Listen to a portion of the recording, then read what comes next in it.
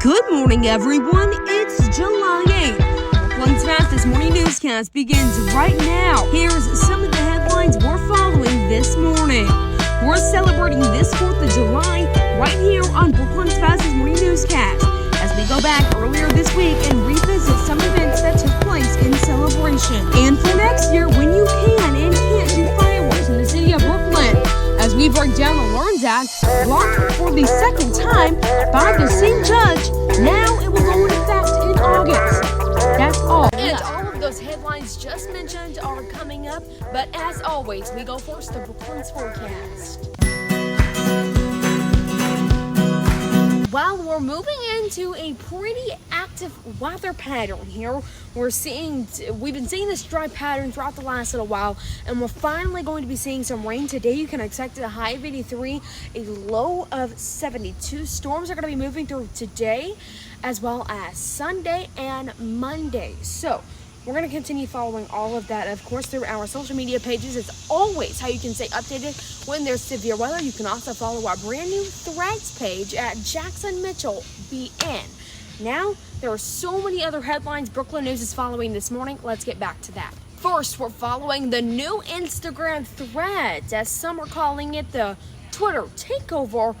Now, Twitter seeking legal action, claiming that Threads stole information, trade secrets, and ex-employees.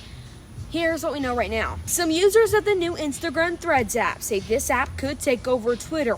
Now it looks a lot like Twitter with the same rethread button as their retweet button. Now, Elon Musk, CEO of Twitter, issuing a cease and desist letter to Instagram Threads, stating that the app stole trade information and hired ex-employees, while one Thread employee said in a tweet, they've done absolutely none of that.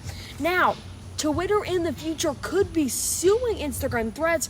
If that were to happen, you'll be the first to know at brooklandnews.wordpress.com. Of course, we're going to have to see kind of what happens in the future, but so many other headlines we're following. We're now going to go back to the 4th of July as we travel 4 days back and remember and celebrate our independence right here on Brookland's fastest morning newscast. First, we go to food trucks and fireworks was held at Nettleton Baptist. This is the second year it's been held. Here's my interview with two attendees and a look at some of those fireworks. I think it's a good thing. It's a good community give back and outreach, and it's something new for me and my niece, so I'm excited to see the fireworks tonight. Watch my video right here on my YouTube channel or visit brooklandnews.wordpress.com for more of that interview and more exclusive information. Now into another event, we're talking about Freedom Fest that happened at Southside Softball Complex, rather on the 4th on Tuesday. Storms brought it to a delay, but that didn't stop the event from happening. Take a look at some of the fireworks that were shot and my interview with two attendees.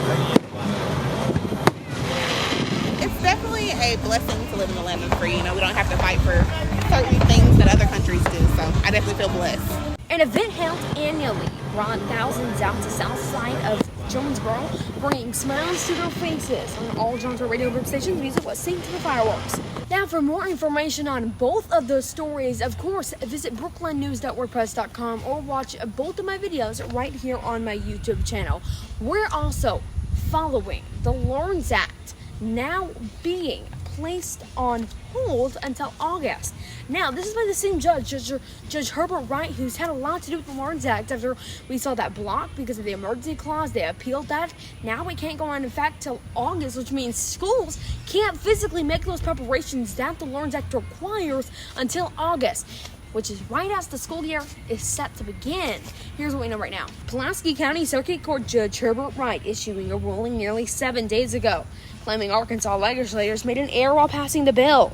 That error being that there was no roll call vote as required for the emergency clause listed in the act, meaning changes that schools are making to meet the Lawrence Act guidelines have now come to a halt for the second time, and they will be unable to make preparations until August, cutting it extremely close to the school year. And even more halts could be coming in the future. Like I just said, more halts could be coming in the future. Critics just looking for any type of mistake that Arkansas legislators or anything is wrong with this act according to Arkansas code. Now, for the latest information on all of the stories you just heard, and especially that Lawrence Act story that's continuing to develop and we're receiving new information, visit brooklandnews.wordpress.com or stay updated on our social media pages, Jackson Mitchell B, and everywhere but Twitter, Jackson. On Twitter, it's Jackson, MITCHBN. Tune in there. We also have a new Threads account, which is also Jackson Mitchell BN. Now, here's what we know right now. Just check the socials when we have severe weather, as that's expected in the future. Very low risk for that severe weather, though. I'm Jackson Mitchell. You're watching Brookland News.